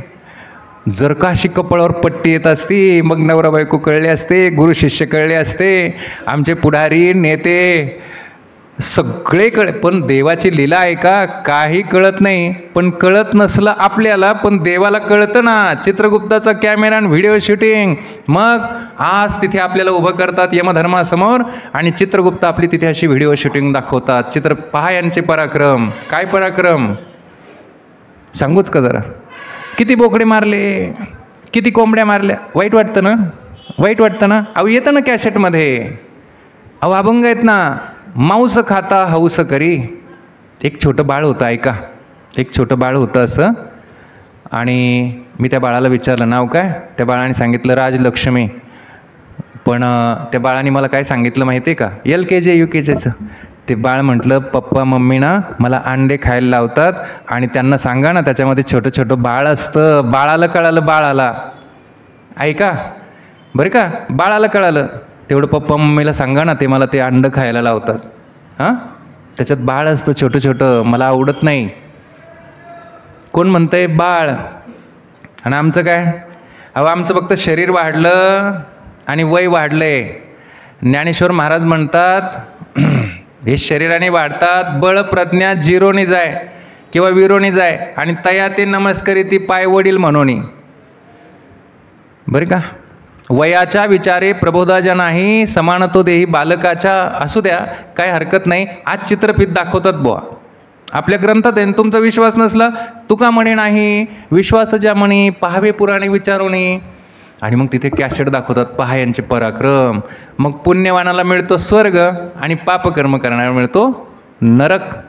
आणि फार दिवस तिथे राहता येत नाही बरं का. मग पुण्य संपलं की काढून देतात. पुण्याची पावटी सरे, इंद्रपदाची उटी उतरे, येऊ लागती माघारे मृत्यूलोका. ब त्यांना एक संधी देतात, मानवाचा जन्म देतात बरं का पुण्यवानाला. का, परत वैकुंठाला येईल भक्ती करून, भक्ती करून कैलासाला येईल. इहलोक आनंदी होईल, परलोक आनंदी होईल. त्या पापकर्म करणाऱ्यांचं काय होतं, त्यांनाही काही फार दिवस नाही सांभाळत. का बरं? तिकडे फार गर्दी असते म्हणे, तिकडे फार वर्दळ असते. आता कोणी लिहित नाही बरं का नरकवाशी म्हणून, एवढी हिंमत करत नाही कोणी पण तिकडे फार गर्दी असते म्हणे. मग आता काय नरक वाढवत बसणार की दरवेळेस? मग काही शिक्षा देतात आणि देतात काढून. कुठे? खंतिते न करा होणे गाढव कुतरा. मग त्यांना कृमी कीटक, लताबेली, पशुपक्षी असे जन्म मिळतात. मग त्यांना कधी मानवाचा जन्म मिळतो? तर महाराज म्हणतात, एक एक योनी कोटी कोटी फेरा मग लाघे वारा मनुष्य देहाचा. एका एका योनीमध्ये कोटी वेळा जन्माला यायचं, कोटी वेळा मरायचं, मग मानवाचं शरीर मिळतं. खरं म्हणजे शेवटची पाळी. आणि शेवटचाच विषय, शेवटची पाळी. एक मनुष्य जन्म चुकलिया वर्म फेरा पडे. आता जर वर्म चुकलं, नाही सद्गुरू भेटले, तर मग 84 लक्ष योनीत फेरा फिरावा लागतो, भटकंती करावी लागते. आणि दुसरं ऐका ना, मरणानंतर भटकंती करावी लागते, निर्विवाद सत्य आहे.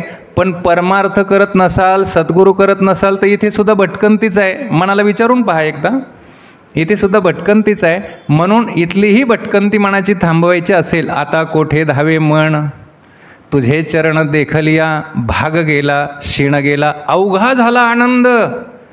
कधी होईल? तर सद्गुरूंना शरण गेल्याशिवाय होणार नाही. आणि म्हणून इहलोक परलोक आपल्या सर्वांचा कल्याणकारी व्हावा आणि भगवंताची भेट करून देणारे सद्गुरू आपल्या जीवनामध्ये प्राप्त व्हावे, अशी सदिच्छा या निमित्ताने व्यक्त करतो.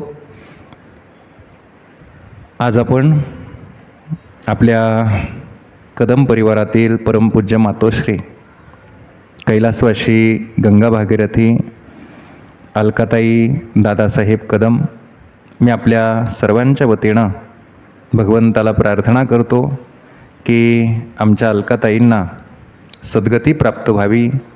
त्यांच्या परिवारामध्ये त्यांचे जे दीर आहेत, आमचे सन्मित्र, त्याच्यामध्ये आदरणीय बाळासाहेब मुंजाबा कदम, आदरणीय राजेंद्र मुंजाबा कदम, आणि या मातेची जी मुलं आहेत त्यामध्ये अभिजित आणि सचिन, त्याचप्रमाणे त्यांची सुनबाई श्रीमती स्वातीताई नितीन कदम, त्यांचे पुतणे, आमचे सन्मित्र आदरणीय श्री प्रमोद गुलाबराव कदम, आणि संपूर्ण हा कदम परिवार, नातेवाईक, इष्टमित्र सगळे सोयरे.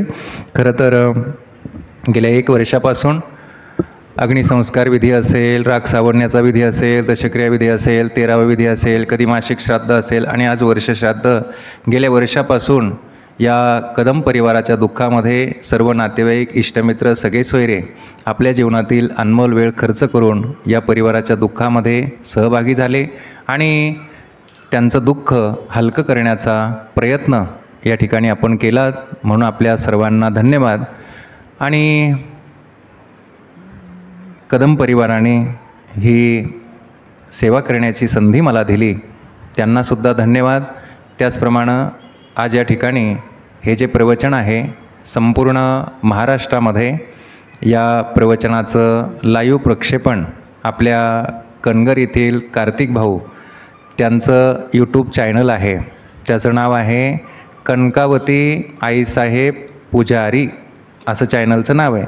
समजा इथे प्रवचन ऐकण्याकरिता थोडीशी गडबड गोंधळ आपल्याला वाटलं असेल, व्यवस्थित काही समजलं नसेल, तर घरी गेल्यानंतर यूट्यूब काढायचं, त्याच्यामध्ये कनकावती आईसाहेब पुजारी असं सर्च करायचं, शोध घ्यायचा, चॅनल येईल, त्याला सबस्क्राईब करायचं. आणि म्हणजे आपल्याला हे प्रवचन आता वर्षानुवर्ष, किंवा तुम्हाला वाटलं असेल की आपल्या कुणाला मित्राला सांगायचं, मैत्रिणीला सांगायचं, तर त्यांना ते तुम्ही त्याची लिंक पाठवू शकता. म्हणून पुनश्च एकदा सर्वांचे आभार. पुंडलिक वरदा हरिविठ्ठल श्री ज्ञानदेव तुकाराम पंढरीनाथ भगवान की जय. श्री संत एकनाथ महिपती महाराज की जय. सद्गुरू सच्चिदानंद श्रीपाद महाराज की जय.